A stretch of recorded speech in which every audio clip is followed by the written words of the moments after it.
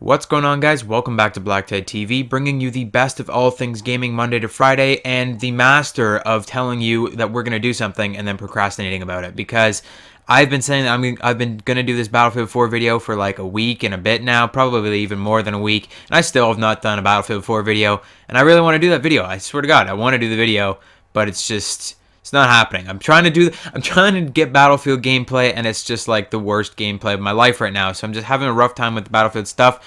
We are going to get to that video at some point, but today we're back on Call of Duty Black Ops 3. We're going to do something a little bit different. Another kind of random commentary. This one isn't on Nuketown anymore. Actually, that Nuketown block of gameplay that I had, that was like an hour long or whatever, I've already used it all, which seems kind of crazy. I've only got like 4 gameplays, but I've already used all of the gameplay from that Nuketown block. I still have another couple gameplays, but this one was actually, it made sense to use this gameplay for this topic because this was the gameplay that I was using when the topic popped into my head a very long time ago. So this idea was an idea of mine for quite some time, and that is specialist passive abilities. And you might be thinking, like, what the fuck are you talking about? Well, in the last couple videos I've made, I've been talking about how Call of Duty's getting more RPG-esque. They're kind of getting the more RPG elements getting into their game. They're getting specialists with certain abilities and all this kind of crazy stuff. And I think that we need to up the ante here. Like, if they're jumping into RPG territory, like Destiny-style gameplay territory, they really need to jump. You got to jump with both feet. You can't just kind of slide in a little tiny thing. Like, you got to make it like make sense. So specialists in this game should have passive abilities, things that are happening to them, things that they are really good at or things that they're bad at all the time. They should always have things happening to them, not just having a special ability that you can use every 5 minutes or whatever. So I've had this idea for a very long time. This was the gameplay that I actually got it in. I'm using Firebreak, and I think I got hit by a thermite grenade. And I get hit by a thermite grenade, I'm taking all this damage, I'm like, I'm burning to death. But I'm thinking, I'm using Firebreak. He's like a firefighter from the future. He uses a flamethrower, and he literally expels heat from his body. But a thermite grenade that all it does is burn him is going to kill him? That doesn't make a lot of sense. He's got all this body armor on, he's like this big, he's the firefighter from the future. Like, fire shouldn't even touch him. So I'm thinking, he should be like either completely immune or just at least more heavily defended against fire damage. So that's kind of what birthed this idea of specialist passive abilities, and I've kind of been thinking about it ever since. I didn't really think I could make a full video on it, but ever since I started scripting this video, I got a lot, like, I started really thinking about it, and it makes sense. Like, it should be a part of this game. Now, I don't think they're going to implement it into this game because it's too late at this point, but I do want to see it in future games if they bring back the specialists. But let's go ahead and start talking about the specialist passive abilities, what I kind of mean by that. So each specialist should have positive and negative passive abilities on top of their special action. So the heat wave or the purifier, you should also have a built-on, like, a good ability, which would be for the Firebreak, would be that he's immune to fire damage, so immune to thermites. That would be really cool. But it wouldn't be, like, you wouldn't be immune to all kinds of crazy damage or anything. Like, it would be small things. We're not talking about getting your specialist immune to, like, have extra health and all this crazy stuff. Like, no, don't think about it like that. Think about it like little tiny things that could just give you a nice little tiny boost over somebody else, and that would be really cool. But again, we'd have to have negative abilities to counteract those positive abilities. We can't just give one character immunity to thermite damage and then not have him be even worse against something else. So you got to have negative abilities to kind of counteract. You got to keep the specialist balanced. So a good example of a negative ability, which actually was in this game at launch, they've actually fixed it, patched it since launch, was the Reaper, the robot character.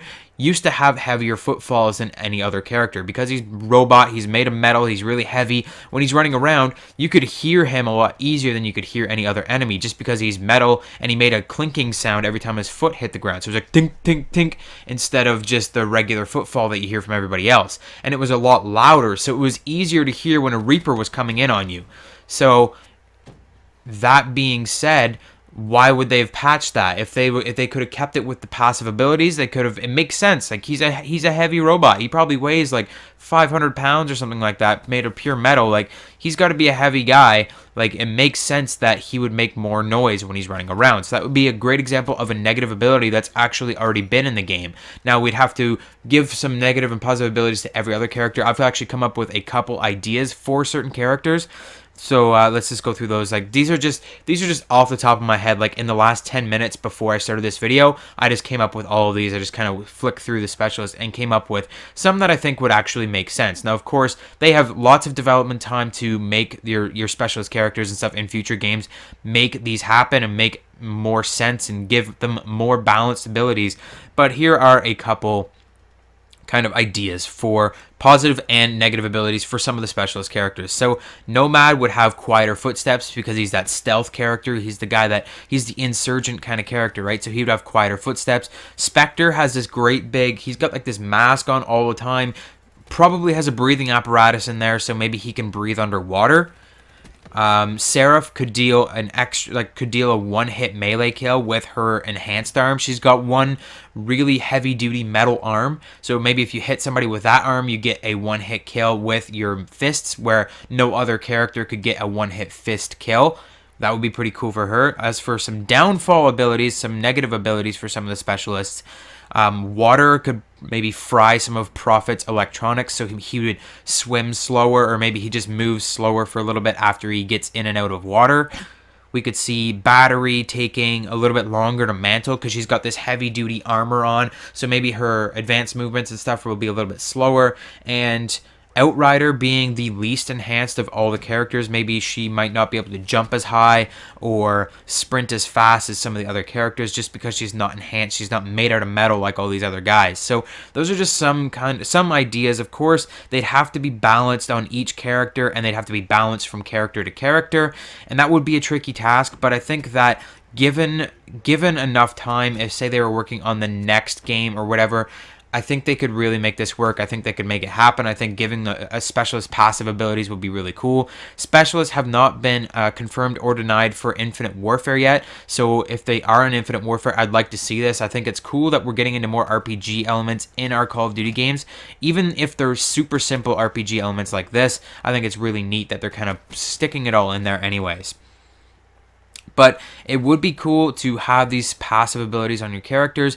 It would give the game a whole new level of depth. It would give choosing which specialist you want to use a whole new side. Like you'd have to really choose which character you want to use based on what abilities you're going to get, not just by what specialist. Like your specialist ability is basically just another score streak. It's like a freebie score streak that you're guaranteed to get, whereas if you had passive abilities on your characters, you'd really have to plan that out for your playstyle. It wouldn't just be about picking what extra score streak you want to use.